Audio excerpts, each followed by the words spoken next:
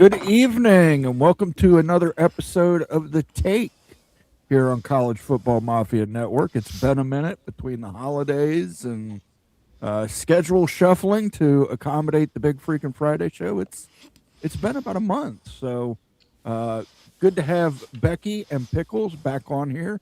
How are you doing tonight, Pickles? Fantastic. It's been a month. I would say a month that no one will forget because of all the craziness. Washington both lost and then re-signed a top five portal quarterback. It's great. And we won a football national title in the same time frame. Yeah. There you go. Well, you got to look at the positives.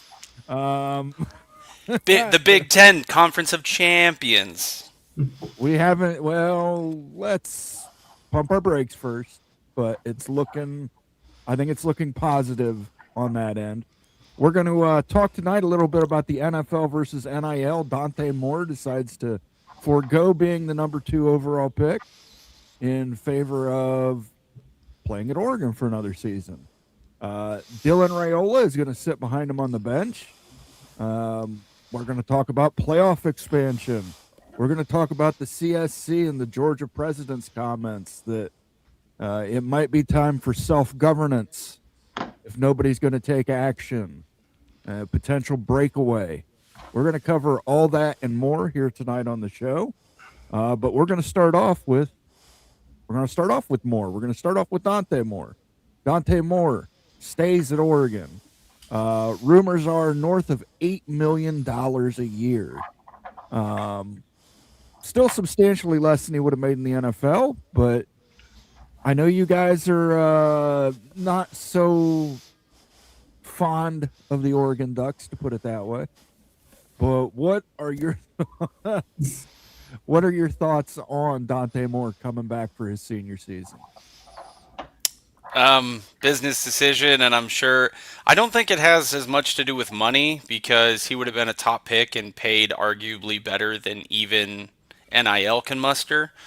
But I've seen the memes today. It's really funny. It's like, The Simpsons where Moe throws him out of the bar and then he appears right behind him again. It's like Dante Moore to the Jets at number 2, 2026, and then right behind him, Dante Moore to the Jets, number 2, 2027. It's like he's going to end up in the same situation because he'd arguably have to play worse to fall to like a higher end NFL team that's kind of in the 16 to 32 range.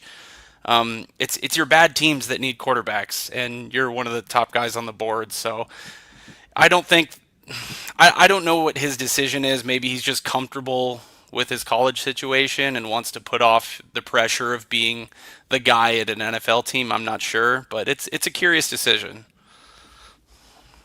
Yeah, I mean, look, Adam Schefter put out that Travis Hunter got like $46.5 million guaranteed money last year as the number 2 pick. So clearly this isn't NIL. Like, they're not competing with that. Like, I'm going to be flat out honest. You won't find a billionaire willing to give any college player $46 million, like, ever.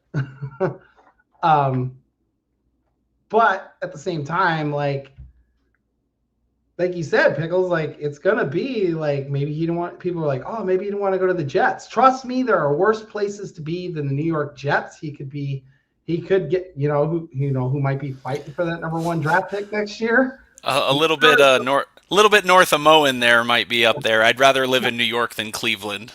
No. You know what it'll be? It'll be the Arizona Cardinals. And I would rather play for the Jets than have to deal with those 3 defenses 6 times in a season. It's, the Rams, 49ers, and Seahawks defenses are ridiculous. I would rather just develop and be a Jet and fail than just not be able to develop because I'm playing too good at defenses. No, I mean, I think it's great for him. I think there was like something else on the broadcast during the game that I caught that typically a college player has 25 starts as like a minimum before NFL teams start to really kind of go, okay, you're the guy. Which, what's his name at Alabama who's going to the NFL? Ty Simpson. Yeah, Ty Simpson. Multiple teams try to get him to come back, apparently. for like $6, $7, $8 million himself, and he said that out loud. And he spurned them too. So he's going to the NFL, but like there's like a minimum number of starts that they like to see guys have, and outside of essentially Mendoza, nobody else has that this year. So it's just kind of a weird. It's kind of a weird year. Well, I mean, you've got Drew Aller. The injury that's going to linger on some people's minds. The lack of offense at Penn State this season when he was under center, that's going to linger on some people's minds. Yeah. He looked horrible, except in that game against Oregon when it came down to it. He somehow managed to get him back into the competition for overtime, but. He just looked so bad against Nevada that I thought that dipped he was not good against Nevada. I know they blew him out, but he had to stay in like 3/4 of the game. Yeah. And Dante Moore should remember some of these quarterbacks that go to bad teams, sometimes it works out. Caleb Williams is somehow in the playoffs at the Chicago Bears. And the Chicago Bears has been a dumpster fire for many, many years. Bryce Young at Carolina is doing pretty decent for Carolina. But, I mean, they were in competition for the NFC South right through the end. So, yeah, I think, Baker went to the Browns and he got them like their only 2 playoff wins this century. Yeah. So, yeah. So, I mean, there's options where you can go to a bad team in the NFL and succeed. Joe Burrow went to the Cincinnati Bengals and took them to a Super Bowl. Until the franchise decided he didn't need his kneecaps anymore. Well, the franchise decides that for every quarterback. Ask Boomer and ask Carson. And we can't all draft. Can't keep guys like the guys we keep healthier like Achilles Smith. Achilles Smith stayed healthy the whole time. Speaking of duck quarterbacks, no, there's the name. Achilles Smith Jr. Just looking at it. Yeah, I haven't looked at like the 2027 guys because who knows who's going to come out early. But like Mendoza's your clear top pick, and I mean you get Ty Simpson, and then I'm not disparaging the guy, but his name sounds like it's straight out of the Key and Peele sketch, Trinidad Chambliss. But Drew Aller, Carson Beck, like Dante Moore would have been easily, I think, the number 2. I think you put him over Ty Simpson. So where is he going to improve from there? You're the number 1 quarterback on like an even worse team. I don't understand the angle here for him unless he legitimately says I'm not ready to play in the NFL yet. I think I need to improve, which I would respect that, but that's not what I've heard from anyone. I mean, I like it. I think maybe having fun and staying in college is more of his like thing right now. I mean, he kind of sort of got the NFL like experience with Chip Kelly when he was his head coach at UCLA. So, I think for him, it's like maybe he's timing it. His reps are saying, hey, you don't go to the NFL now. The Jets are, the Jets. I don't even know if the Jets will draft a quarterback. None of us do, right? Like there's other things that the Jets have needs for, and they do have Tyrod Taylor just kind of hanging out, like, as well as Justin Fields. Like maybe they suck it up one more year and just kind of roll with it, but you never know who's available too, like via trade. There's talent. There's talent on the Jets. I mean, you've got Garrett Wilson as a wideout. Yeah, you got a number 1 receiver. You got a great running back. They've got some pieces on the old line. Like they've got some tools, but I think you're right. If Dante Moore's not there, if I'm the Jets, I'm not taking a quarterback. I'm not taking a quarterback. Like Chambliss is like, look, Chambliss is a good quarterback, but when you watch Mississippi play, and we don't know if he's actually coming out of the draft because he is suing to get another year of eligibility, but like their offense was predicated on the big play. Like Chambliss didn't I never really saw Chambliss just sit in the pocket and dissect the defense all season. Like right. Yeah. He did a lot with his things broke down. He got out of the pocket, was able he's like a one read throw. Yeah. He's a one read throw or scramble around and chuck it somewhere and somebody's wide open. Like, I don't know. I just like, I think Dante Moore made a great decision for him if he believes he's not ready. But at the same time, like, if he gets hurt, he's turning down millions upon millions of dollars if something happens. And I'm not saying like his leg will fall off, but you know, like all it takes is one injury to that AC joint. And we've got like, now we're having another discussion, right? Like everything goes on in that shoulder. And look, the Oregon O-line was not great this year. It was okay, maybe good. I know they were like a finalist for the line award. Joe Moore Award. Yeah, like I'll be blunt, I don't know how.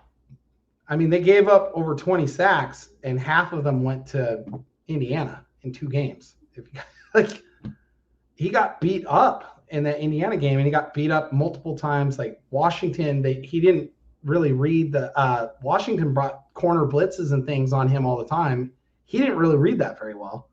And the old line didn't shift to block those. So like there's things he can work on, but at the same time, I'm like, dude, $50 million, like get paid, like just get paid. You know, you can ride the bench. I don't know what's better, riding the bench in the NFL for a year and learning or starting in college. Like, I mean, it worked out great for Carson Palmer. So until Kimo von Oelhoffen cheap shotted his leg. Yeah. But yeah, it's insane. It's insane. But let's say hello to some people that have rolled into chat here. Buckshot Kid was first in the house. He says, "Oh hey Moen, good to see you, Buckshot Kid." The other Gygax is here. He says, "Hi everyone, good to see you, Daniel." Skaven yes is here. He says, "Hello, gentlemen." And Miss Becky. Buckshot says, oh hey Pickles, oh hey Becky. Hummus Hero says, good evening, Moen, Pickles, Becky, and everyone in chat. Dante went back just to avoid the Jets. Coy says, hi all, good to see you, Coy. Gotta love that Minnie Mahomes is going to be sitting on the bench. We should talk about that. Dylan Raiola has decided to sit on the bench for a season. Did you guys see the meme though of after Texas Tech beat or lost to Oregon and Mahomes had to wear the Oregon jersey? People were like, very accurate. Immediately after he wears that, he commits to like Oregon. It was like the timing couldn't have been better. Like, I 100% agree. The Jets are not good. MGC Sooners here late. Good to see MGC Sooner. Tony Lawson says my 2 favorite people from Walla Walla. I think I had to correct Walla Tony Walla. That we're from west of the mountains. That's what the W's for. Nate is from east of the mountains. I'll be honest. I have never actually been to Walla Walla. And I grew up there. I've never been to Tri-Cities or Walla Walla. I've never been. I'm a Western Washington guy, unfortunately. Yeah, I grew up in Western Washington, but I've never been to Walla Walla. It's like 2 different states. Yeah, it's 2 different states. It's basically West Idaho once you cross over the mountains. Yeah. It's pretty much all like Eastern Oregon, Western Washington. You might as well just call them Idaho. What does Miami do at quarterback for 2026? Offer Raiola more cash? I'm sure they made a phone call. I'll be honest, Greg. He signed that contract. It's the same one that Williams got. So good luck. Yeah, the Big Ten, especially with their high end guys, it seems like the Big Ten is not playing around anymore. No. Once you sign in, there's certain actual legally binding items. It seems like. Apparently, they do have some legs to them, judging by the fact that Damon Williams had to come back to Washington and eat. I hopefully will eat a pile of shit. No red jerseys during practices. Just let the defense tee off on him. I don't know. But, my question, Greg, and thank you for the super chat, by the way. Whatever happened to just starting a rookie quarterback? I mean, Right. Ohio State last year did not go out and sign a huge quarterback deal. They just started Julian Sayin. They had a competition between Sayin and Kleinholtz, and that was that. So I mean, what's to say Miami shouldn't just build the future? Obviously, one, they've got to focus on winning the national championship this weekend, but why not just build the future and start somebody new? I don't know. I mean, Well, like the we can say the proof's same thing about Oregon. Like they went out and got Raiola. Like I mean, I don't know if anybody knew this, but like if Dante Moore got hurt, the backup was legitimately a walk-on. I don't know if anybody knew that. Like that would have been a big problem. Like that would have been a massive issue had Dante Moore gotten hurt or had to sit out for some, like he did at Wisconsin against Wisconsin. So. I mean, the proof's in the pudding, Mo. And I mean, look at the teams that made the playoff. I'm struggling to think of which one had their own quarterback. Julian Sayin, I guess. Yeah, Ohio State. Because who else? I mean, did Trinidad Chambliss start with Ole Miss? I don't think he did. No. I was about to say, so he started at Ferris State. Yeah, every other quarterback I can think of started somewhere else. So, like, you're not getting these high-end... I mean, look at the transfer portal today. Every single five-star that redshirted, it seems like, oh, I'm going to hop in the portal. It's like, you were going to start next year, but sure, go for it. Yeah. Like, I mean, like, when people... it's not a situation like Indiana's in where they don't really have anything. Like, they have to go to the portal. Like, they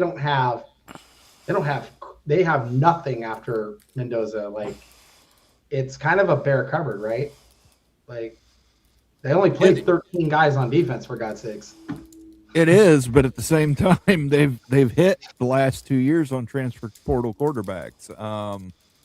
O'Rourke last year, who coming over from Ohio, and this year Mendoza coming over from Cal.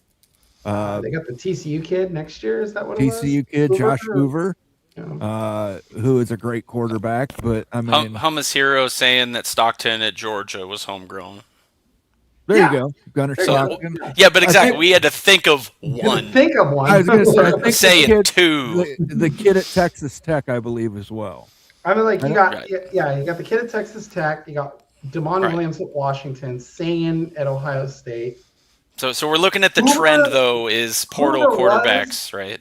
Yeah, Hoover was developed at TCU, but obviously he's chosen to transfer for some weird reason. Yeah. And then Raiola technically was developed at Nebraska, but he transferred. So like next year, it's kind of it's very increasingly rare.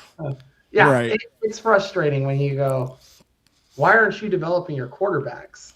Like how bad was it that Oregon had to go out and get a backup quarterback from the portal? Forget everything else. Like he's going to redshirt, but if they get their way, they get to play 9 games next year. I want to point that out. The coaches get their way, it'll be 9 games, not 4.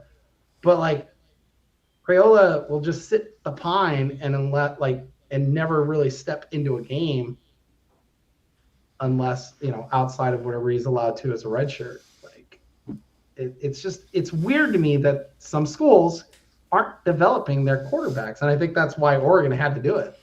They didn't have anybody. They did not have any. They had Akili Smith Jr., who was a freshman, but he's clearly not ready apparently. And they've had it. And the walk-on was the number 2 quarterback this year. A walk-on, guys. I can't and they just had a quarterback enter the portal tonight. So,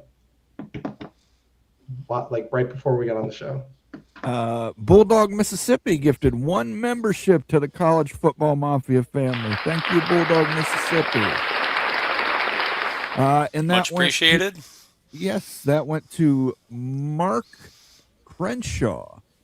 So congratulations, Mark. You're now a member of the College Football Mafia family. And Bulldog, Mississippi is the man who did that for you here on the take. And we appreciate that, Bulldog. And then we've got a super chat from the Evil Badger, Ryan Willie. The Badgers will make a bowl this season and win the Axe back. Book it. I don't think they have a choice. I mean, yeah, your coach is certainly banking on it, but you did yourself no favors again because you're playing Notre Dame at Lambeau. Stop scheduling that game. No, Quit scheduling any games like that. no. I think I loved when they brought in those freshmen at the end of the year because they started running them out there against Oregon and then Washington. They completely changed the offense. Yep. And even afterward, it's not like they were getting their asses kicked, right? Like they didn't get blown out after the Oregon game at all. Like I think they did get one, but like for the most part, like they were in games, they were playing tough, their defense looked better. I like what they have. I think he's done it. Clearly, he's done a great job of recruiting. I think the only problem for the Badgers, Ryan, is they're losing talent to the portal. Yeah, that's a big problem. That big offensive lineman went to Indiana today. Not Oh, that you can't throw a bottle in Wisconsin and find a big O lineman, but yeah, their O line was the only non-issue last year. Their O line is never an issue. It's Wisconsin. I'm seriously. We've talked about this. Wisconsin. Yeah, I know. We talked about their O line and the front seven are like insane. Yes, so. Just you can find them anywhere. Thank you for the super chat, Ryan. I appreciate that. Oh yeah. Maybe a little bit of the macho madness, and then Greg with a super chat. Badgers will not make a bowl game and will not reclaim the axe. I can't believe that Greg would say that. It's so out of character for him. Yeah, listen. When it comes to Wisconsin, I think the Big Ten's better when Wisconsin's good. Yes.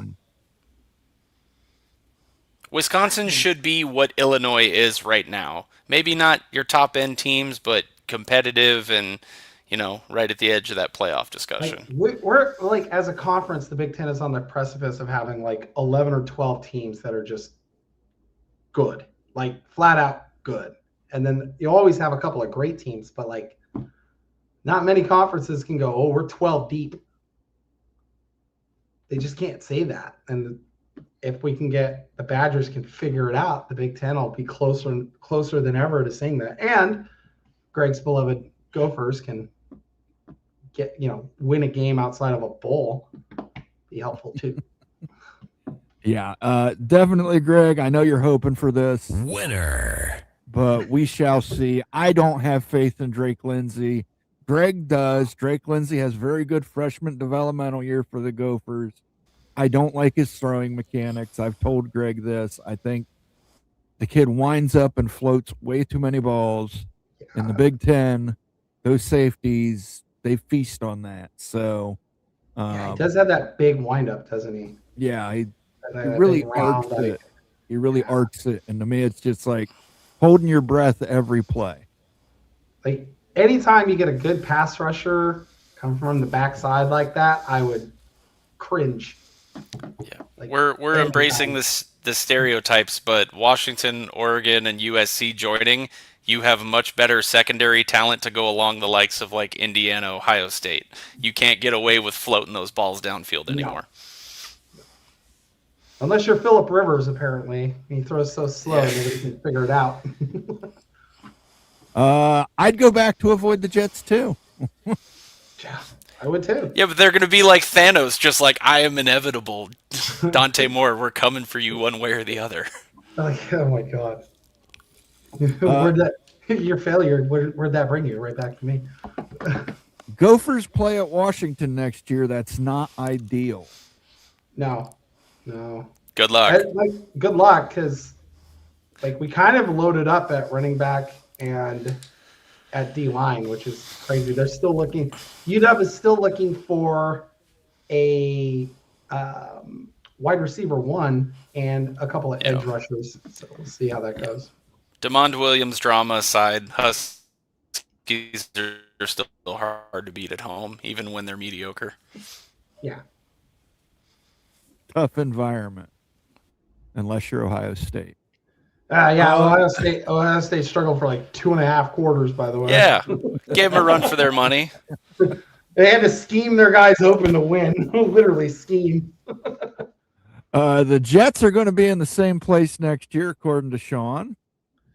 Yeah, that's why I'm like, you'll either end up on the Jets or probably the Cardinals because there's talk of them getting rid of, Kyler Murray.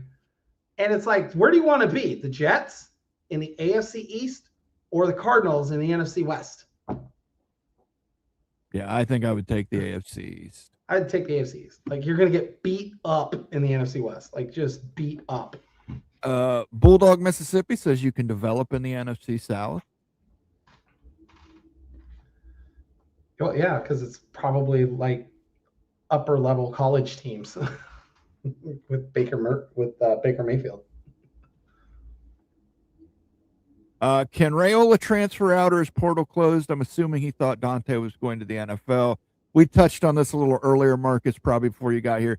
Raiola is staying. He's going to sit behind Moore. He has already signed a memorandum of understanding, a contract essentially, with the University of Oregon. Yeah, he went in knowing that Moore could stay. Like, he knew that prior to entering, like prior to committing, he knew that there's a chance Dante Moore stays. So he's fine with it. For whatever reason, I don't know. Eva Badger says they rescheduled the Notre Dame game because that was the one that was supposed to be played in 2020. Obviously, the COVID season, the Big Ten had the shorter schedule that year.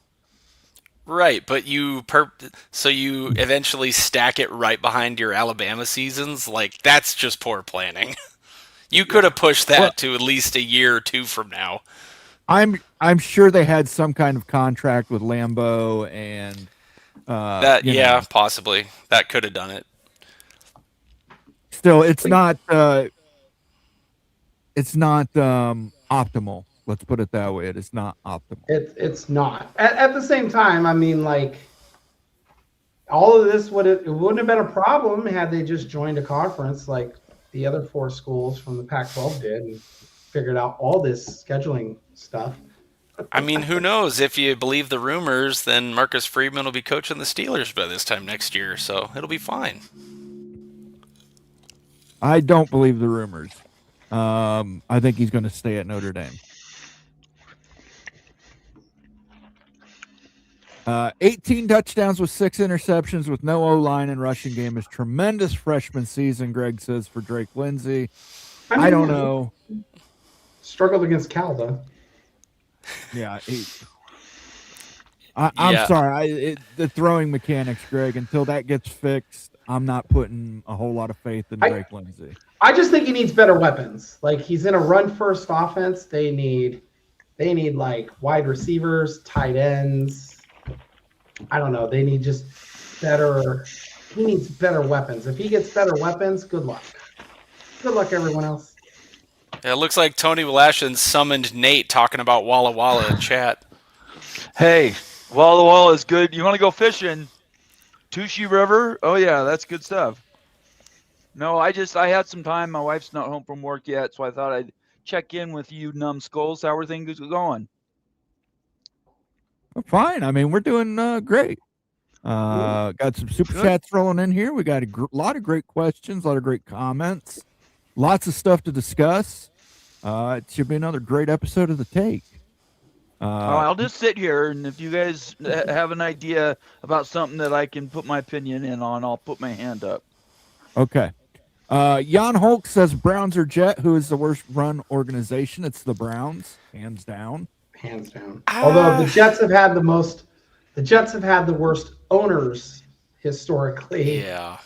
Like, yeah, overall. But if you've ever seen the roster of quarterbacks that have been through Cleveland since they came back to the league, oh god, yeah, it's ungodly. It's like people make jerseys out of it of every single name on the back of a jersey. It's like 50 starters that the Cleveland Browns have had at the position of quarterback in the NFL, and it's just that picture of all the names on the giant jersey is the only reason I remember Deshaun Kaiser was in the NFL. Yes, Deshaun Kaiser, he was definitely there.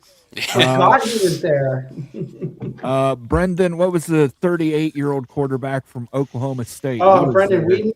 Brandon Whedon. Yeah, now we're talking. Mike, I think Tim Couch is the start. Yeah, Tim Couch is a start. That's who they took coming Yeah. out. And now they just can like, add, yeah. they can add Sanders and Gabriel to the list. It'd be great. Well, I mean, look, Sanders didn't look bad. I don't think the Browns are going to be. They won't be in the market this year for a quarterback because I think Sanders looked pretty okay. The $46 million That's man looked okay. He had like a 10% interception not- rate on every snap. Sanders wasn't 46 million. Travis Hunter was 46 million.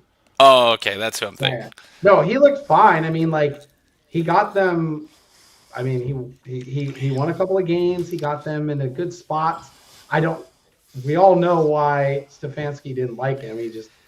Stefanski didn't like him, but when they got that 2-point conversion and they yanked him, I was like, oh yeah, that's gonna get you fired.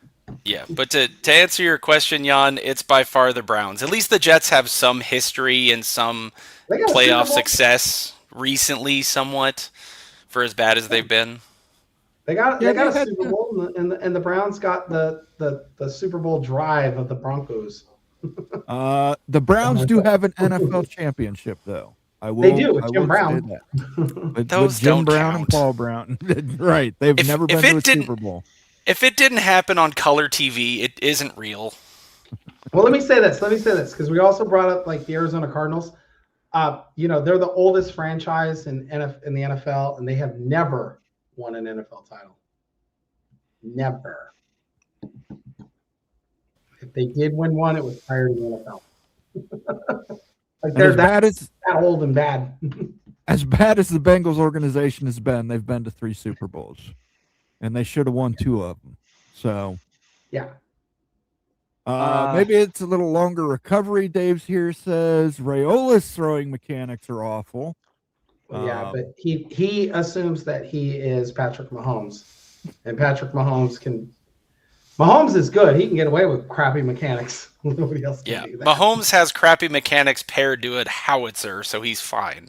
Yeah, he's fine. And he has receivers that can actually go out there and catch the ball and run Yes. routes. So, And a Hall of Fame coach. So Yeah. He yeah. got to. He's got everything. He got Hall of Fame coach, Hall of Fame tight end, and pretty decent weapons at wide receiver now. Marcus Freeman is too big of a name for the Rooney family. Look for a guy who is a special teams coach. It'll be a young coach. I know that. It'll be a young coach. Well, considering he's basically signing a lifetime contract, yeah. I made the joke that basically if Kirk Ferenz was 20 years younger, he's their guy, because obviously that's his MO, but I don't even know. It's very weird to have the Ravens and Steelers needing coaches at the same time. I mean, the funniest thing ever would still be for them to swap jobs. That'd be hilarious. I did think it was weird when the owner of the Ravens came out and was when they asked him how had he won that game against the Steelers, how long he would have been coach for, and he was another week. That's oof. Yeah, Lamar Jackson was not. I think they picked their quarterback over their coach on that one. I think so too. That's what I'm saying. I think we're starting to see that probably starting to pop up a little bit in the college ranks here eventually. I think Nebraska picked their coach over the quarterback, though. Yeah, and I don't know that that's going to work out. I don't know if that's going to work out either. But now they're in it for the long term. So I don't even know what that buyout would be. You are correct. The Cleveland Browns beat the Detroit Lions for their last NFL championship in 1957. Rebuilding since 57. Of course, my grandfather was a huge fan of Mr. Paul Brown. there was no forward pass. Come on, we're not talking about football. There were forward passes. Nope. Forward passes. I Everything was stand a by PG. Everything was Yeah, 5 running The backs. wishbone. Yeah. Hey, It's not- I stand by my- I was going to say, I saw that movie with Brendan Fraser and what's his name? Matt Damon, where they went to the preparatory school together, and they were on the football team, and they just ran the halfback or the quarterback run the whole time, and then he threw Matt Damon at a guy. It's rather hilarious. I don't know if you guys have seen that. It was a clip on New Heights. It was hilarious. I will watched say the movie this. the other day. I've heard I've heard tales. I was sitting on my grandfather's legs. I've heard tales of the Cleveland Browns of the 1950s, and yeah, he was a big Paul Brown guy, and then Paul Brown got let go by Art Modell, and my grandfather switched his allegiance from Cleveland to Cincinnati, and that's why I'm a Cincinnati fan. Yeah, So- my grandfather would be like, he was super old, but like he watched in his, like when he was in college at Washington, he watched the good old Jackie Robinson running around for UCLA. So like I get it, but there was no forward pass back then. There were less forward passes. We'll put it that way. It was There 5 were- yards of flat. And they only played what 10 games. They didn't even that. play because there was only 10 teams in the league or something, 8 teams. Yeah. So it 32-8. Yeah, Mo, But and you there were know what, Nate? there But were Nate, they laterals would that go- just happened to go forward. But you know what, Nate? They would go play their game, and then they would still make their shift at the factory. Oh, That's hey, right. look, they still had to be beat, and they were good teams. So I'm not knocking that. No. I'm just saying they would play their 4 quarters of their game, get drunk, have fun, celebrate their win, and then be at the factory the next day like nothing happened. Mo, and I know you're going through super chats and stuff. Have you guys got to the point where we're talking about the playoff yet? No, but that's probably going to be further down the line because I want to talk about the Georgia thing. Georgia thing. I'm sorry, I didn't hear The- that. Can you the give me letter- the tease? The Georgia president saying that they're thinking of considering possibly a breakaway if the CSC stuff does not go through. Yeah, so they sent the 4 school presidents represent the 4 power conferences. Virginia I saw Tech, those. Yeah, I saw those. Washington, Georgia. The Georgia president has basically said, if you guys aren't doing this, we're going to have to create some kind of self-governance. And Yeah, they do. I agree. He does. Yeah. They do. so, They need just a college football league, just for football. yeah, that's pretty much Well- what Mo wants to talk about because it's a Okay, all right. big I got you. deal if he gets it. You can keep going. I was just Very curious. good. Let me see. I'm going to try and find the direct quote from the Georgia president. Just give me a second here. How about them Can you Seahawks? post a link? Yeah, I'm going to Well- pull up Ross Dellinger's thing and post the link. Okay. Seattle's winning the Super Bowl. Seattle's got the best defense. The dark side is the name. Don't forget it. Right. And this San Francisco game could be a blowout. I was like, no Kittle, no They're- Ayuk. It's like a mash unit over there. Like, But oh that my doesn't God. matter. Seattle's on a roll. You guys know this. Oh yeah. Seattle is on a roll. And if he just keeps if Sam just keeps the ball safe, I'm not even saying he has to do Russell Wilson won us a Super Bowl with safe. He passes and get first downs. That's all we need. That's all we need. And then by the way, he lost a Super Bowl on a play not being safe. Exactly. That's exactly right. He did. You're right. He wanted the attention on him, and it blew us a second Super Bowl. Absolutely true. and to top it off, Sam Darnold has 20 turnovers this year. The last quarterback with 20 plus turnovers to win a Super Bowl, 2007 Eli Manning. Yeah, you don't have to be great. You don't have to be great. Defense wins championships. Defense wins championships. 'Cause that was the Patriots' undefeated year. So All right. Well, we got to Let me- beat San Francisco. Let me get this quote out here. Georgia President Jerry Moorhead said, if the CSC is not going to enforce the settlement, if the NCAA is not going to enforce tampering, and if Congress is not going to pass the SCORE Act, then it leaves the SEC in a position that we have to go our own way to create rules. And that's pretty much, he's speaking for the SEC.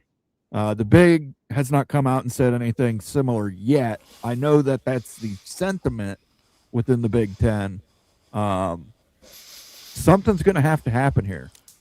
something's got to Whether it's a governance breakaway from the Power Four conferences, Yes. to come up with some deal. New governance and new scheduling. Go Yeah. back to regional scheduling, 68 teams, whatever it is, and just go for it. Well, Now, if I- I don't think you're not getting rid of conferences. yeah. Now, I'm not saying conferences go away. I'm saying they don't really belong in the governance piece. Now, if I remember, it was Texas Tech that initially did not want to do this, and then they've been pressuring the other Texas schools to go along with it. Is that what I'm remembering? Am I remembering that correctly? From my understanding, Can you Cody re-say Campbell that? is Sorry. Cody Campbell is a big political backer of Texas Attorney General Ken Paxton. So Yeah. Texas Tech was against this. Ken Paxton, who is the Attorney General of the state of Texas, came out after that and advised that no Texas public institution sign on board. Yeah, it's not the CSC. I talked about this at length last night.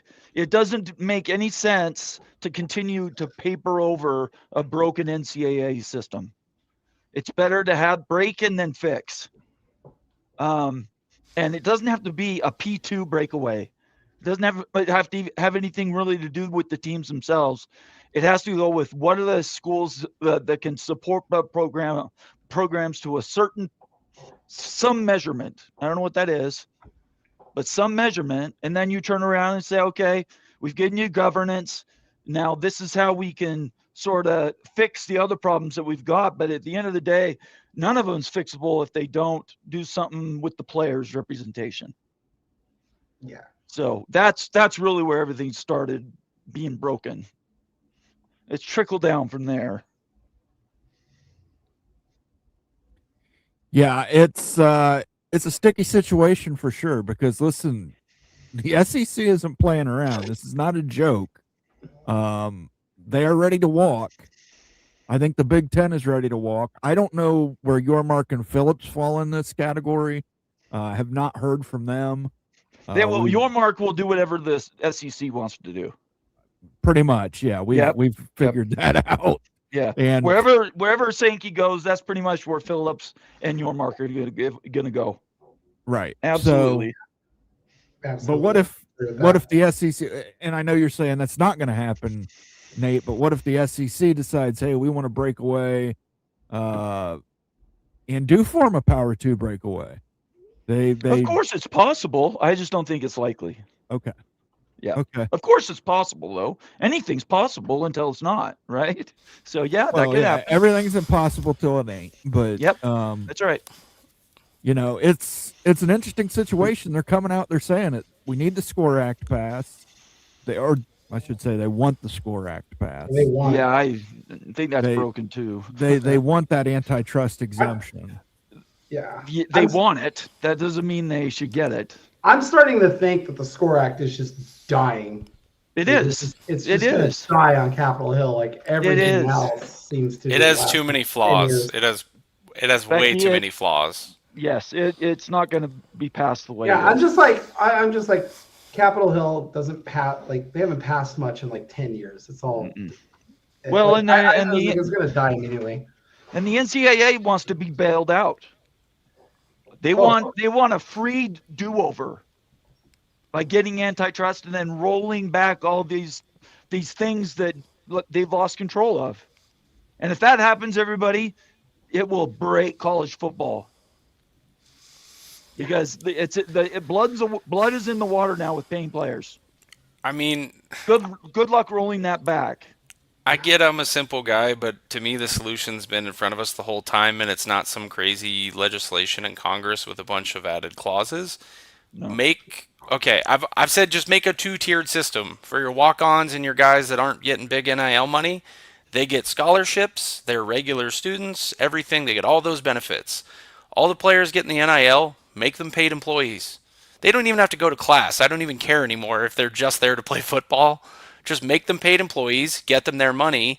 And also, I mean, I've told Nate this, out of high school, you should have to sign at least a 2-year deal. None of this, I'm in the school and I'm in and out and in and out. Have enforceable contracts.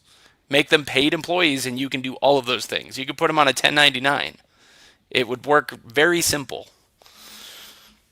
Yeah, but that would require they then could unionize and collect, class actions, They need to have. CBA. They They're need. That's trying They to fine. need. They I know need they're just that trying to avoid it. representation. Yeah, they I do. mean, Yeah. a unionized collective bargaining would be less of a crap show than this. I mean, like the Of course. best thing that I like now is that they do have actual agents, like guys who represent, professional Right. athletes But it's in the just the world. Wild Like, West, I'm and just, these agents. yeah. These agents convince So- dudes like But DeMond the who are biggest- going to be that wasn't the starters to agent. jump in the portal right Oh, away. no. That wasn't the agent. That's not always the agent. That what you have on the side, and this is what needs to be banned, are these stupid advisors. DeMond Yeah. Williams didn't go to the portal because his agent said shop your contract.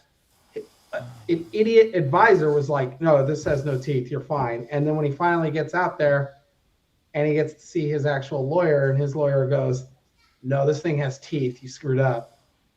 It makes DeMond look bad. DeMond's like 19, 20 years old, and he could have been sued for millions.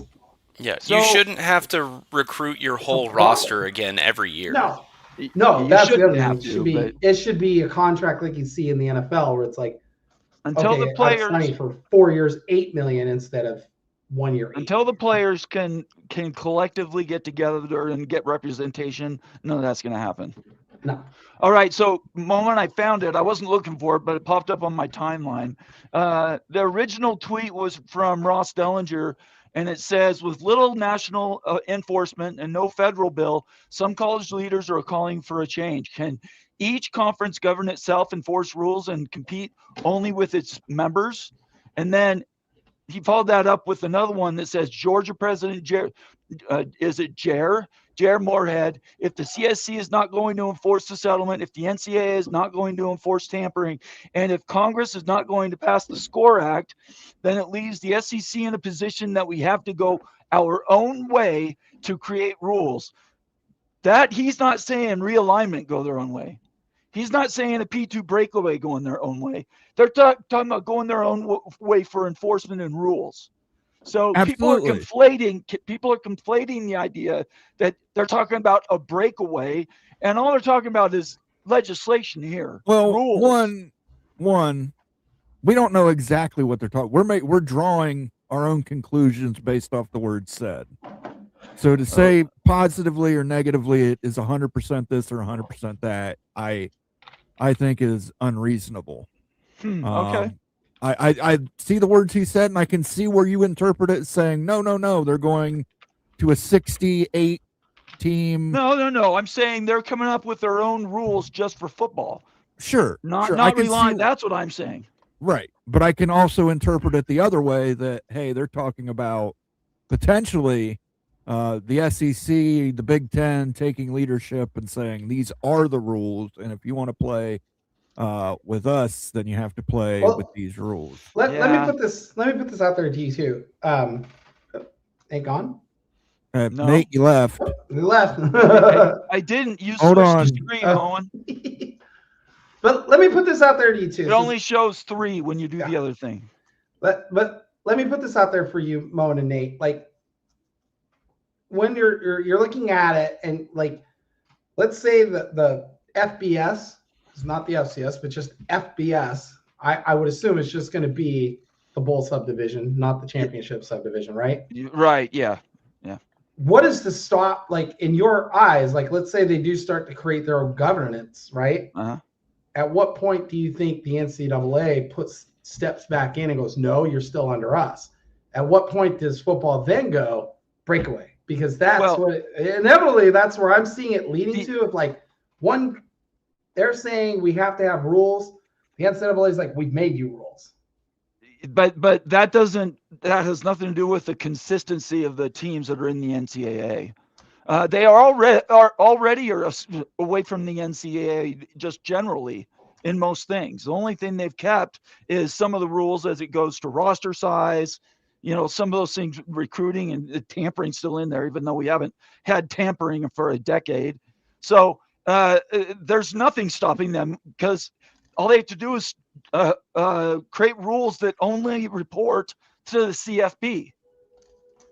And they've already said they can do that. The NCAA can't require schools to stay in it. Nothing is binding them together like that. It's an association. It's not a confederacy. Sorry, it's not a union where you can't break away and do your own thing. So, and I appreciate what Moen's saying. I get it. You can always interpret words many, many different ways.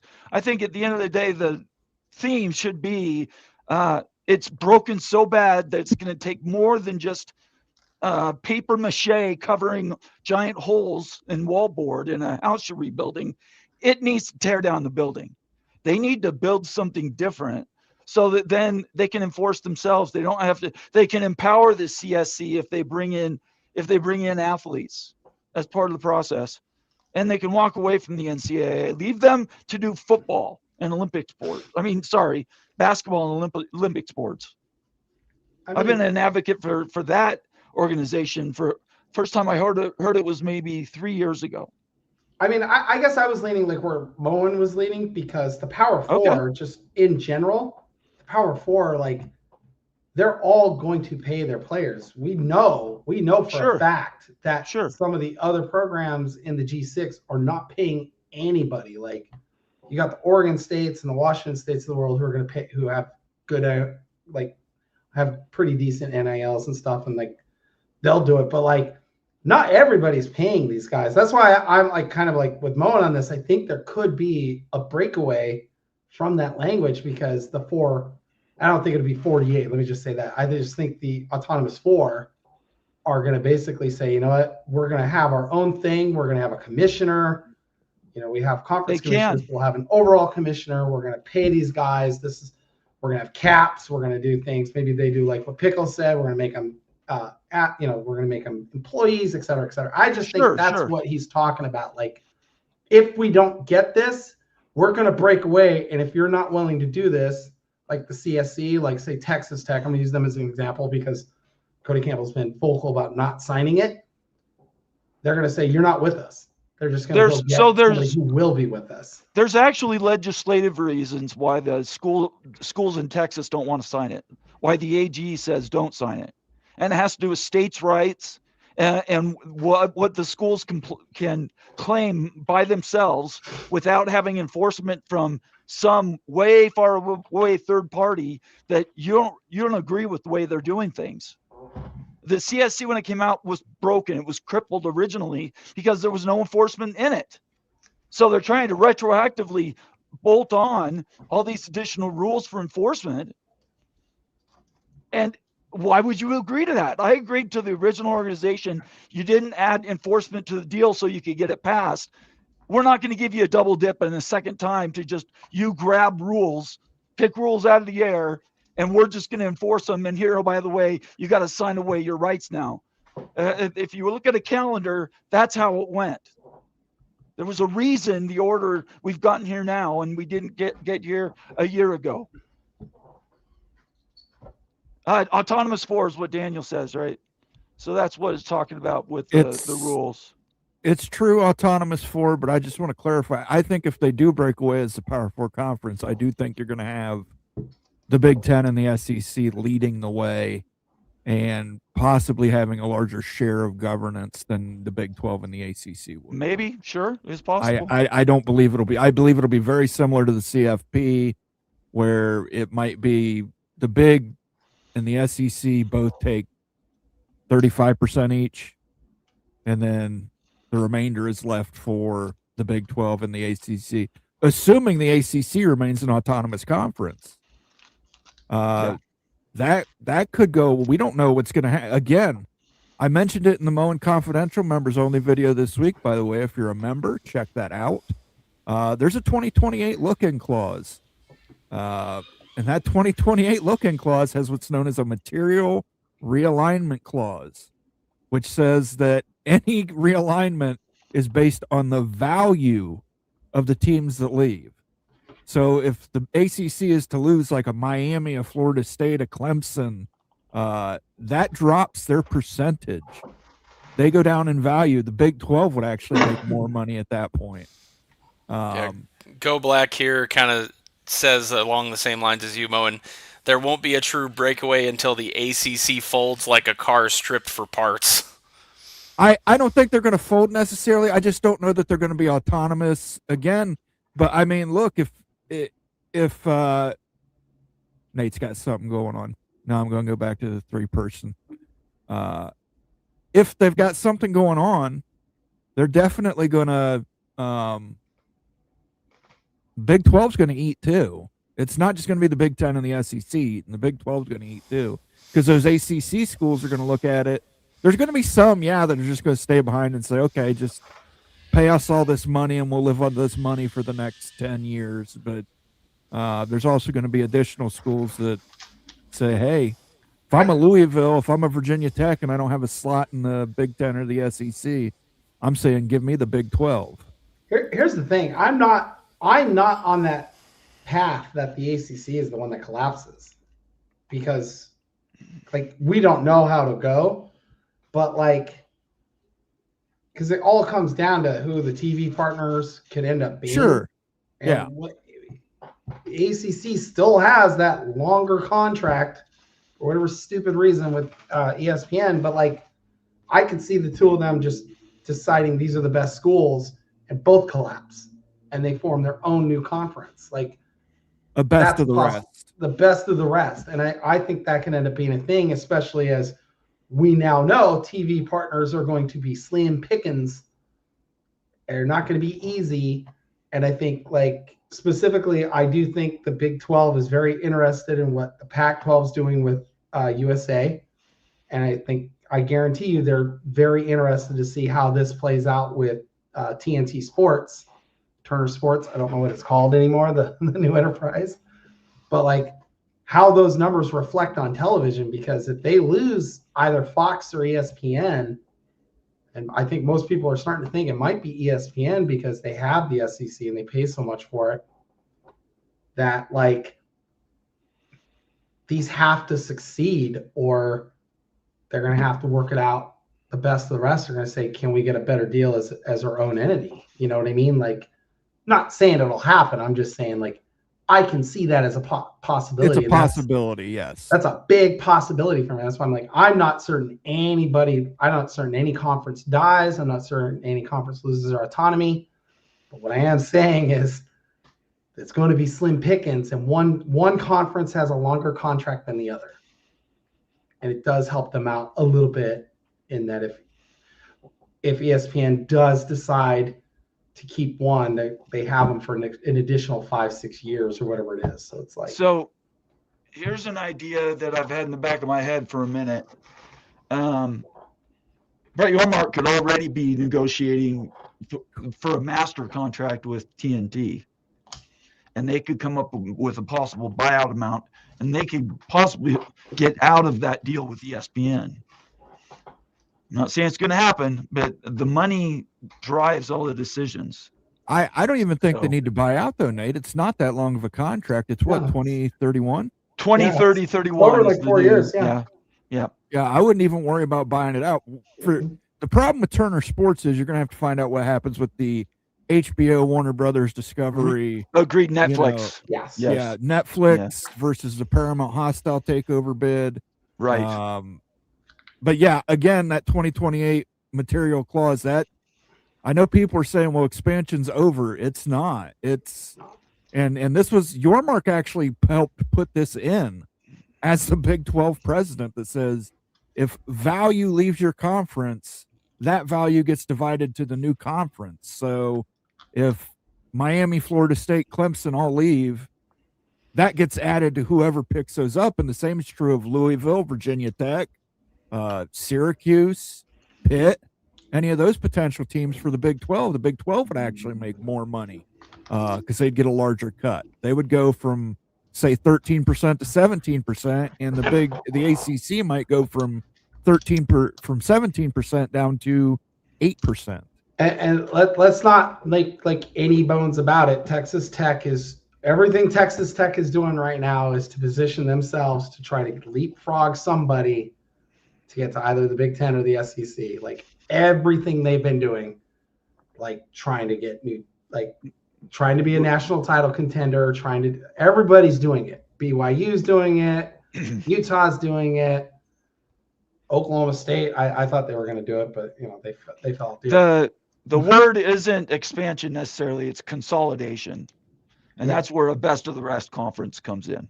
You're consolidating the schools that are available at whatever time that may be. 2030, 31 is not too far away. It also happens to be the next negotiating window for just after the Big Ten and just before the SEC. So the timing is not an accident either. No. So, hey, Mo and I got to go. I just wanted to ask you guys that one thing about the CFP. I know there's a lot going around about it. I just want to remind everybody, when we started the channel, college football playoff, NIL, realignment, consolidation, that's where we made our bacon, right? Right, guys? That's where we came into the marketplace, being experts in that area of focus. So I would just encourage you guys, the off season is going to be rife with news. Make us your first stop. We love to have you here. You're the smartest viewers on YouTube, and we appreciate every one of you. But those special things, stuff we do talk to insiders. We do some good reporting. So I just want to thank Pickles and Becky for everything they're doing, and Moen driving the bus. Thank you so much. All right, Nate. Well, have a good evening. Send your wife our love. I will. Peace out. Go Hawks. All right. Go Hawks. Go Hawks. Got another super chat here from my friend LC versus the Earth. Hey, Moen, how many teams will Notre Dame bring with them when they join the Big Ten? It's a great question. If Notre Dame wanted to join the Big Ten, who would they bring with them? I have to believe they'd bring Stanford. Correct? I have a peculiar answer. It's either Okay. Notre Dame +1 or Notre Dame +5. There's kind of no in between. Okay, let me have your 5. Let's hear the 5. Stanford's that's just who they're gonna pick. Because if Notre Dame goes, Stanford loses any reason other than perhaps legal getting out of the ACC. I don't know what that looks like for them. You're talking about like a Stanford, a Cal, a North Carolina, Virginia, maybe. I'm going to get them all fired up, but maybe a Utah, Colorado type team would be in contention. Kansas for that 24th spot. But yeah, that's it. You're looking at the academic elites, maybe even a Duke if that's really how they want to trend if they can't get North Carolina for some reason. We've talked about it ad nauseum, the pros and cons of each team. Go check out. If you're a member, there's tons and tons of breakdowns of every school about their pros and cons. It's actually really fascinating stuff, so go check that out. But yeah, the easy pick is Notre Dame plus Stanford. Job done. Stanford slots in perfectly on the West Coast, fills up that San Francisco market for the Big Ten, and Notre Dame is literally in the middle of the existing conference members. Becky, what do you think? I mean, UVA and UNC don't need Notre Dame to go anywhere. They don't need Notre Dame. But they could seize the opportunity. Could, but I'm from what I know, they're jockeying for the SEC, especially North Carolina. They just prefer it. But I think Notre Dame would be. I think it would just be Notre Dame and Stanford. That's it. Notre Dame get the 20. But if they really want to expand more, it's going to be Notre Dame, Florida State, Stanford, and a Miami, and then they would just. I don't see anybody else coming from the West Coast. I don't see anybody else coming from. How hard does UCLA lobby for Cal just so they have to stop paying Calimony? All of the West Coast schools will lobby for it. By the way, like I think right now, like if they had their choice, they would take Cal over Utah, like because it's easy, like So I would say, looking at it, if it's Notre Dame +1, it's Notre Dame Stanford. And I see Daniel in chat mentioning the Ivy League library system. I think they would leave that. they wouldn't even care about it at that point. They would care less about it as they would with Notre Dame. I think if you go more one Miami's going to be right up there. I think Georgia Tech's going to be right up there. Again, the Atlanta market is ginormous. Guys, if you and a good school, Georgia Tech's a very good school, and they do have connections with Notre Dame. Maybe not. They have a small rivalry back in the day. They have a small rivalry, so they do have a connection there. Beyond that, your other two, you're going to have a fight for Cal. You might get a fight for a Duke. A Duke is a very good academic school. Notre Dame loves private academic schools, so they may fight for a Duke. And then I've said it before, and I'll say it again: Kansas. Kansas or Utah. Utah, Salt Lake City, another pretty decent sized market with a lot of good money in it. If you are a member, check out that Moen Confidential I did a breakdown of all the financials for all these. There's a lot of money in Salt Lake City. There's a lot of money in Salt Lake City, and a lot of people don't realize that. It's a booming metro area. More critically, it's growing faster than nearly other big metro. Correct. Yeah. Correct. Because, Mormons, a lot of kids, They have they have big families out there. I mean, but the thing with Kansas is the only thing that puts them over some of these other schools is that basketball program. But that's not important. That's an important thing for the Big 12. A basketball program. Go check out our member videos, but basketball is 25 cents on the dollar to football. It just is. Exactly. That's what I'm saying. Basketball, a mediocre football program will bring in more money than Kansas. They outdraw Kansas, eyeball wise. Every game is UCLA is going to outdraw Kansas, and Kansas will be on TV more. Right. But you know what I mean. Even considering the number of games, even teams that go to the tournament, it can't return what a mid-level power football team does. Yeah, there's a reason why Gonzaga gets $6 million, and they can't get more. Thank you for the super chat, LC versus the Earth. We appreciate that. Let him cook. We'll let you cook. Let him cook now. Let him cook. I said, let him cook.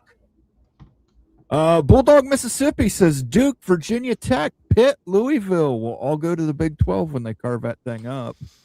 I agree with 3 of the 4. Duke is going to be the tough one. It's Duke. Duke could do the Stanford thing and just go independent and play other high-end private schools if they really wanted to. They could park everything other than football in the Big East. Yeah. One that I could see Duke. I could see Duke doing a reverse Notre Dame and saying we're independent and everything except basketball. We'll play that in the Big 12. What were you going to say, Becky? See, Pitt's the one that I'm Pitt's the one that gets me because they are a good academic school. They feel like they're in the elite. Penn State would never allow it. You know that. Yeah, I know. It would never, ever, it would ever. be a massively tough sell. But that's what I'm saying. This is why it doesn't feel like Virginia Tech's also a really good school. Yeah. It doesn't feel like those 3, I know on paper, they look like fits, but reality is different than paper. And I know Virginia Tech's a public school, but man, they're like a Georgia Tech. They're an engineering school. They're they're a very good school. I mean, if the Big 12 was just absorbing the old Big East, Virginia Tech, Pitt, Louisville, those are built-in West Virginia rivals. That really does improve both basketball and football. Yeah. Yeah, I would just say Virginia Tech and Georgia Tech are both engineering schools, but Georgia Tech has the benefit of being in Atlanta, and Virginia Tech has the detriment of being in Blacksburg, Virginia. There's so much money that flows through Atlanta. And I've said this, by the way, the number one school in Virginia when it comes to football is not Virginia. It's Virginia Tech. But Virginia is still Virginia. They're just old money always wins out. Old money and influence. Go Black 45 says yes, but a body blow of losing members and CFP access and money. No one survives that. Yeah. Which Becky brought that up. That could lead to the best of the rest. Yeah, pour one out for our Coug and Beaver friends up here in the Pacific Northwest. I mean, I'm just saying, if you're a Big 12 fan, you better like watch this stuff on TNT. You better watch it. Start watching it. Don't watch. I'm gonna say it out loud. You should not be watching ACC, Big 10, or SEC football if you guys have a game playing on TNT, because that's your lifesaver right now. Like that is going to save your lives, because one of these two, ESPN or Fox, are going to back off, and they need to see that. Like for the investment, the viewers have to be there.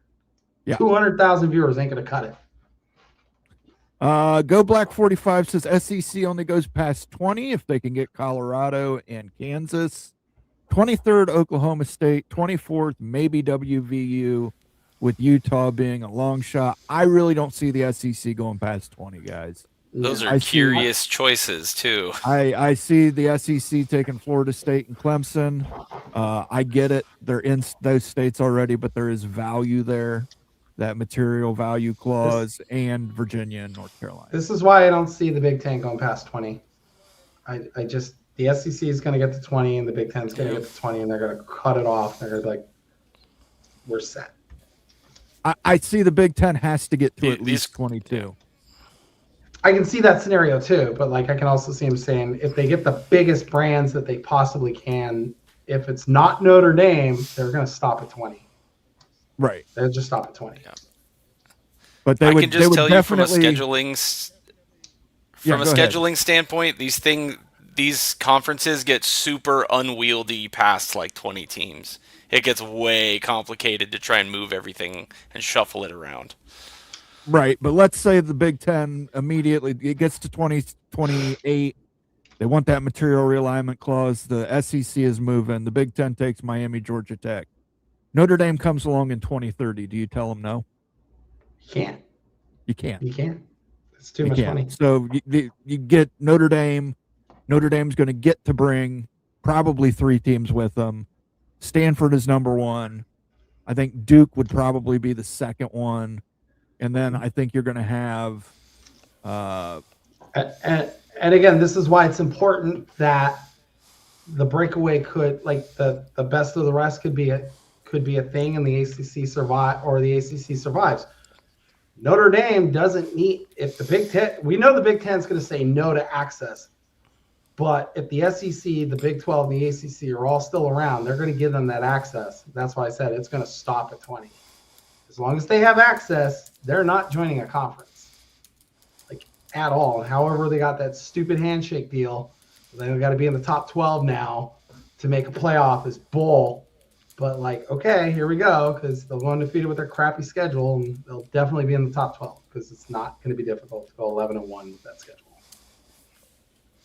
Sergeant Pickles is in the chat and on the show, and he starred this comment, I think. Or Nate did. Hot take that'll never happen. Promotion relegation would be great in college football. I do. I think so. This is obviously in a way distant alternative universe or future that will never happen. But college football is the most similar to like European soccer in terms of structure and like history. And it works pretty well. The trick with it is you have to financially share enough so that a team doesn't completely implode when they move down. And that's the balancing act that I'm not sure they could pull off if they did it here. So you'd have Mississippi State or like Purdue has a bad season and they get kicked into the MAC or the, Sun Belt instead. And then Memphis or whoever comes up, it might kill those programs, especially in this like unlimited transfer era. You can't structure it, but if we get into contracts and bargaining and actual structure, it's theoretically possible. I think the only way that works is they maintain their status in the conference, and it just affects scheduling. Yeah, that'd be fine. And it would just be sport by sport, not universally. So like just football, you're down. Right. I agree. It would be a situation where like Purdue would not be able to play Ohio State, Michigan, Washington, USC, Oregon, Penn State, those type of teams regularly. This year you get Northern Illinois. Well, I think they would do it again. Like I said, especially if we're getting to a 24-team conference, with like a Notre Dame, I think you have a situation where you go regional pods. So I'm not talking so NFL like scheduling essentially. NFL like scheduling. Then you get rid of the pay. A lot of people complain, oh, the travel and all this. If you get 6 teams here, you play 5, you play 4, you play one for. You have one permanent rival from one of the others, and then you rotate every year. Yes, Ohio State's not going to be playing Washington every 3 years. That's going to go out the window. But Ohio State will potentially have to travel west twice in a year, which is a problem amongst the Western teams right now. Like they're starting to point out that like that's not, we got to do it twice. You guys got to start doing it too. Yeah, let me put it this way. Me being me, and you guys know me well, being the nerd that I am, I have it completely sorted out up to 24 teams. So if anyone wants to argue with you, send them my way. Which is why I think Cal could be a contender, but also Utah could be a contender to get that 6 team in the Western pod. But that's probably a discussion for another day. We're going to finish out here. We've got about another 15 minutes. I know we want to talk playoffs. Talk playoffs. Bomber we got one more super chat. Okay, let me try this again. We have one more super chat here from LC versus the Earth. Has Alabama tried to get out of that OSU home and home yet? I have not heard that. Ohio State always schedules tough out of conference. We like tough out of conference. Well, I think I don't know if I know you caught the video I did last week, LC versus the Earth. I think you're probably going to get more games like that in the future. And the SEC changed to 9+1, so it doesn't make any sense for them to cancel it. Yeah, and with it, they have to play it. Yeah, in an expanded playoff, I think it actually probably helps you rather than hurts you because you took on a difficult challenge. This isn't USC Notre Dame because Notre Dame didn't want to play the game in September. They wanted to play the game in October, November. And USC is like, no, we don't want to do that anymore. We want to play it like week 1, week 0 maybe, or week 2. We don't want to play it when we're in the midst of the Big Ten schedule because of the amount of travel that we have to do. So like, I don't see them getting out of it. Also, like Pickle said, they have to play a Power 4 program every year. Yes. They have to. Yes. So. And if we're going to a 16-team format, 5 and 11, if you're one of those 11 at-large bids, you might have a loss to Ohio State. But a loss to Ohio State can actually benefit you somewhat in a 5+11 model. Yeah. Believe it or not, especially if that OSU team ends up playing for the Big Ten championship like they did this year. Let's say it's like this, Moen. Ohio State goes 11-1 and loses to Alabama, and then they're pitted up against, say, and I'm going to just throw a team out there, Kentucky, who goes 11-1 and loses to, say, Purdue. Who's going to get that playoff bid? Alabama. Well, they'll probably Ohio both State or Alabama, like whoever. Right. They would both probably get the playoff bid in that. But I'm saying if it came down to those are the last 2 teams in, that's what's the deciding factor. That it's a better loss. Gygax points out, even in a pragmatic sense, Alabama versus Ohio State, insane moneymaker for both schools. There's no reason to cancel it. Yeah, absolutely not. And they've got the Ohio State's got Georgia on the schedule after that Alabama series. Yeah. So Washington's got Tennessee. Washington has Tennessee coming up. Quick question to you guys. Do you think the Big Ten should legitimately adopt the 9+1? I agree. 100%. I agree. 100%. I mean, USC just fills it out with Notre Dame if they could sort out their stupid scheduling. The tough thing for Washington is you're then playing Washington State plus another one. And I get it. It's a G6 rival, but it's a rival. It's, it's an intense game. It's a it looks tough now, but we're talking like 5 years down the road. That game will not be as tough as it has been. But. I mean, Colorado State gives Colorado a run for their money all the time. Yeah, but they're Colorado. I hear. I'm just saying. I hear you, but I think in that situation, you may have to get rid of the Washington State rivalry. They might not play it as often as they want to. But I do think that they need to stop playing FCS opponents. Yes. All of them. As much as I don't mind playing Eastern Washington and Montana State and Portland State, yeah, no, I'm okay. I get giving the money; they need the money, but like at some point, man. By the way, the Oregon Ducks and the Washington Huskies played tougher opponents from the FCS than all the SEC. Just want to point that out. The Ducks, by the way, beat the FCS national champions, beat the brakes off of them too. Yeah. But he wants to know what the talent gap is between the FCS and the FBS. There you go. Well, I Oregon. mean, the FCS national champion versus a playoff team, yeah, it's going to be kind of Yeah, big. that's what I'm saying. Like, it's a huge gap. It's a Final Four playoff team as well. Yeah. Yes. LC versus the Earth, Notre Dame are cowards anytime, anywhere, my ass. Yeah. Winner. It's anywhere, anytime on my terms. Yeah, I gotta say, I don't even think it'll take something big like the ACC losing teams. I think Notre Dame is 3 to 5 years from forcing their hand. Like, their options are starting to be limited, even with, the playoffs expanded and we can just get in whenever. Everything else is not going their way. Thank you for the super chat again, LC versus the Earth. I appreciate everything you do, helping us keep the lights on around here.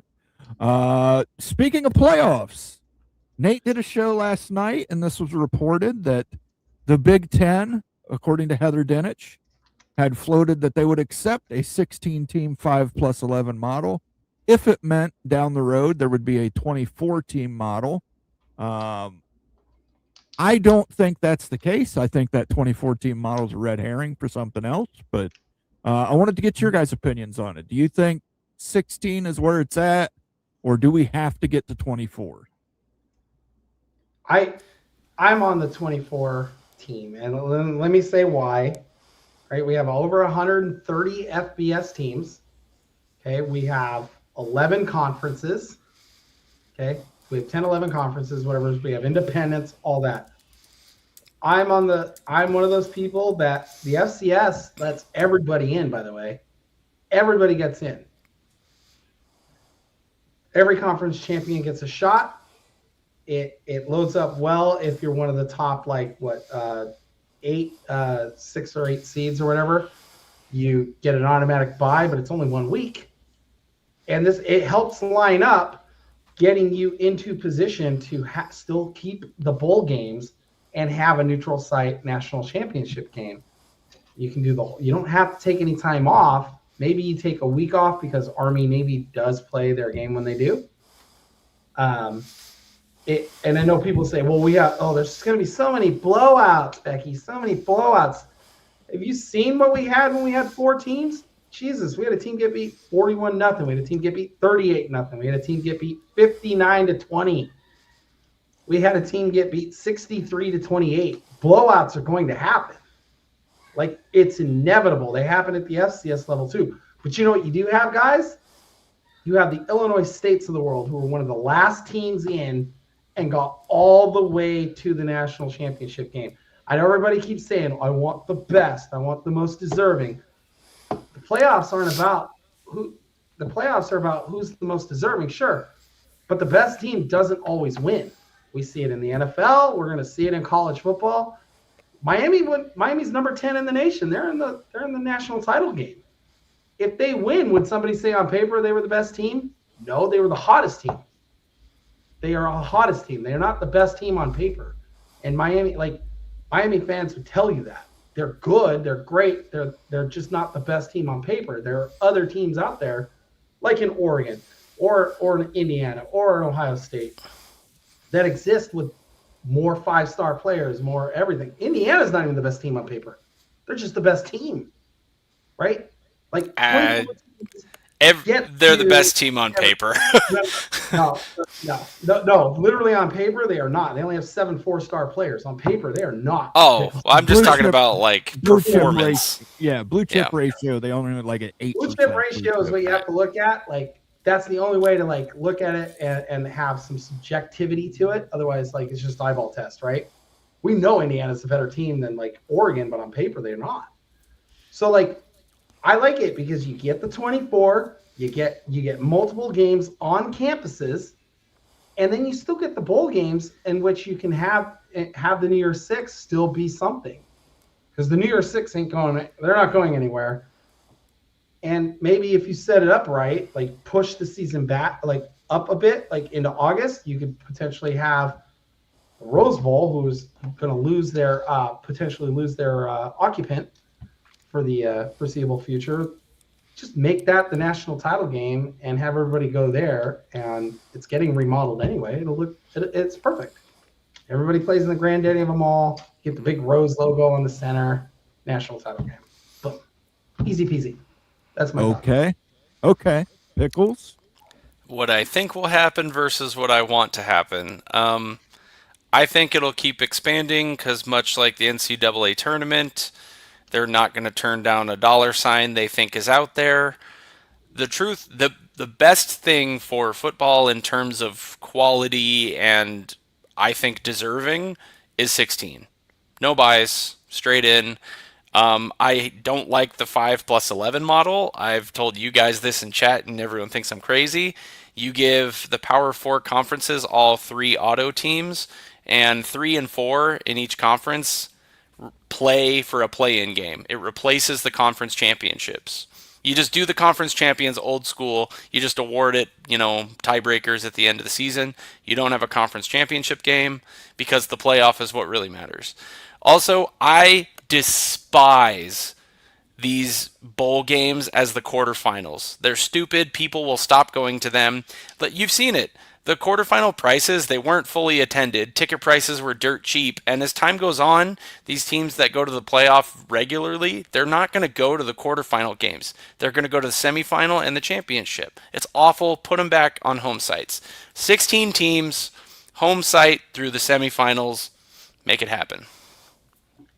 I'm going to agree with Pickles here, but I do like the 5+11 model with the caveat. I do believe that the Big Ten and the SEC need to have some kind of scheduling agreement. 8 teams during the season. I think we can come up with 8 games. I think we can bring back rivalries like Oklahoma, Nebraska. I believe that could happen. I also believe that the Big Ten and the SEC should enter into a partnership on these other bowl games. The Pop-Tarts Bowl should be the first left out from the Big Ten versus the first left out from the SEC. I forget some of these other. The Gasparilla, Weed Eater, Rice Krispie Treat Bowl should be. The Pop-Tarts Bowl must remain. Yeah, Pop-Tarts Bowl remains. That's going to be number 1 versus number 1.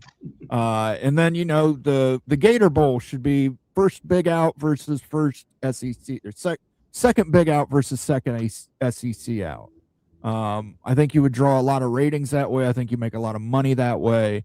And I'll just say this. I think the mid-tier Big Ten versus mid-tier SEC bowl games this year were some of the most exciting, fun, down-to-the-wire bowl games.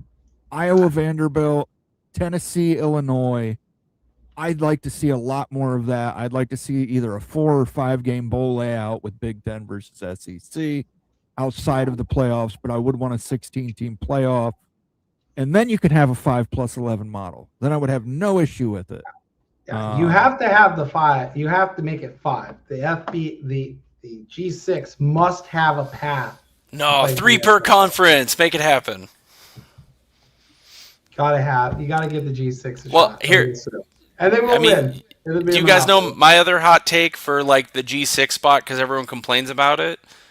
To make it easy with an expanded playoff, take the 2 highest ranked G6 champions.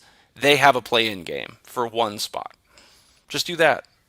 So then this year it would have been like Tulane, North Texas. They play to see who's deserving, who's hot at the time and can actually contend. Because, for example, I don't know about you guys, I loved those Chris Peterson Boise teams. They could have actually contended in an expanded playoff. They were that good. I want to see that happen more frequently, and I think having the 2 best G6 play is the way to make that happen.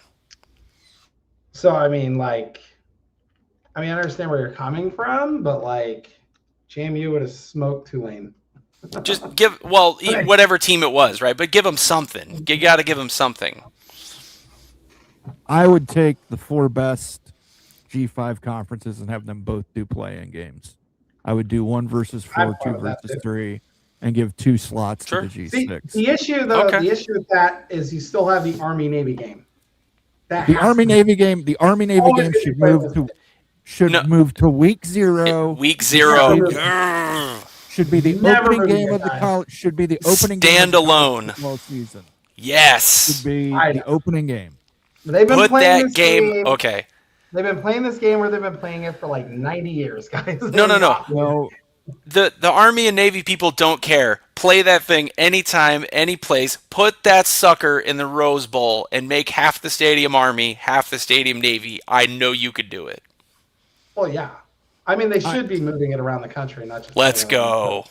right. It again. I understand they've played it at this time. Ohio State used to play Michigan before Thanksgiving for 100+ years, and then we had to change it. So you're going to have to give up some tradition in order to make everything work out.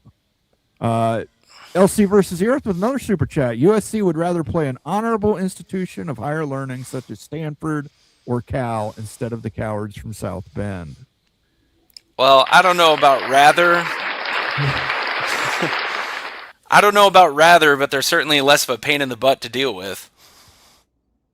Yeah, I mean, like, I'm just saying, like, if South Bend, like, USC and Stanford, I don't think USC really cares to ever play Stanford again. like they used to play week 2, week 3, or something like that. I mean, they'll do it again, but like, they're not going to do it if Stanford's good. I just here's my problem in Notre Dame's idea that we can't play this date, we have to play in November. Notre Dame has one of the most manageable, easiest schedules that you can. You can't tell me that it's like they can't schedule an FCS opponent or a G5 opponent, then USC, then another G5 opponent in September, and not have it break them, or schedule 2 G5s followed by a USC, followed by the rest of your ACC quote unquote schedule. It's just bullshit. It's Notre Dame. It's Notre Dame bullshit. Absolutely no reason for it, no excuse for it, other than Notre Dame just wants to be pissy about it. They just didn't want to play in September. That's literally what it is, because they canceled the series. Like, they didn't want to play in September because they saw what happened this September. They played in September against good teams, lost, got left out of the playoff.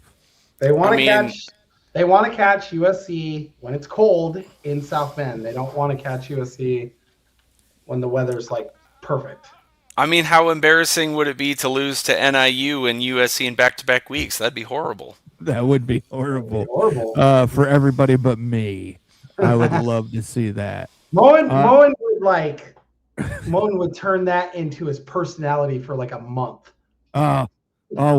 Listen, Ohio State got beat in the playoffs. Notre Dame didn't even get in, so I can live with it. Well, we'll wrap it up here. We've been on the air for about an hour and a half. I want to thank everybody for joining us tonight. Had good attendance, good support. Loved every question and comment we got in here. Nebraska relegated to the MAC. Damn. That's brutal. That's brutal, but Nebraska might win the MAC. They're a little far from the MAC, aren't they? That's a little out of the way. Well, yeah, now that Northern Illinois is in the Mountain West, which makes a lot of sense. Yeah, that makes total sense. That's where they moved the Rockies. That Lincoln's in East Nebraska. They're fine. Yeah. All right, Pickles, we'll start it off with you. What's your one for the road? Great to be back. Missed you guys. Shout out again to Nephew Pickles winning his back-to-back state champion, Washington 4A state champions. He's a big boy, my nephew Pickles is. So shout out to him. Looking forward to another season. And go Hoosiers. Beat the brakes off them Canes. All right. Becky, what's your one for the road? One for the road. Remember, people are in the portal. Like 4,500 people enter the portals. Some teams like Ohio State had like 28 people enter the portal, which is an insane number, by the way. Oregon lost their running back room and half of their DBs to the portal during the playoff. and they have since lost half of their D line. All of their backups have entered the portal. The portal giveth, the portal taketh away. Don't get upset. Treat it like free agency. There's no need to be like, oh, haven't we signed anybody? Breathe. There's only one portal period. They're in it. They'll sign it, and they have to go. If they don't sign, the schools have to let them come back, by the way. Have to let them come back. There's nothing they can do. They can't say you're not on the team. If for some reason they decide I'm not finding anything, I'm coming back to school, and the school must accept them back. So they may not be getting paid like their NIL, but they're back. So that's my one for the road. Just treat it like NFL free agency, and you don't care who you sign. Absolutely. That would be my one for the road. Similar to that is RELAX. I have heard from Ohio State fans ad nauseum about how Ohio State is collapsing and they're losing all these kids in the portal. It's talent evaluation. It's Moneyball, guys. You look at Indiana. Indiana does not have the best players on the field. Indiana evaluated the talent and said, this is the talent we can afford. This is the talent we think will have the most success in our system. That is what Ohio State and other schools are now emulating. Again, Indiana played 13 people on defense. That's it. 13. They start with 11. So that's it, guys. And I would like to say Ohio State did sign a kicker today in the portal. Thank God, because we needed one. The Washington kicker went back to Illinois, right, while we've been on the show. Well, we need a kicker badly that could actually make a field goal. So we need a kicker in total. We don't have one. We don't have a kicker on the roster. You're in Washington, though. You can get some of those Australian guys to come over. We get those Australians, or we'll find it. I'm sure we'll find a dude, but I mean, I was looking forward to go. Football national title holders. I was looking forward to going for it every fourth down. That sounded fun. Yeah. So I see the Seahawks do that. I don't want to do that again. Let's not all panic in the portal and say the sky is falling. It's not. Let's wait till next year, guys. And I just want to say, go Hoosiers, beat the Hurricanes. And by the way, Ohio State only lost to Indiana by 3. Just saying. Go Hoosiers. Go Hoosiers. We will catch you guys next Wednesday on another episode of The Take. Thanks, everybody, for joining us. Until next week, stay safe, have fun. Peace out.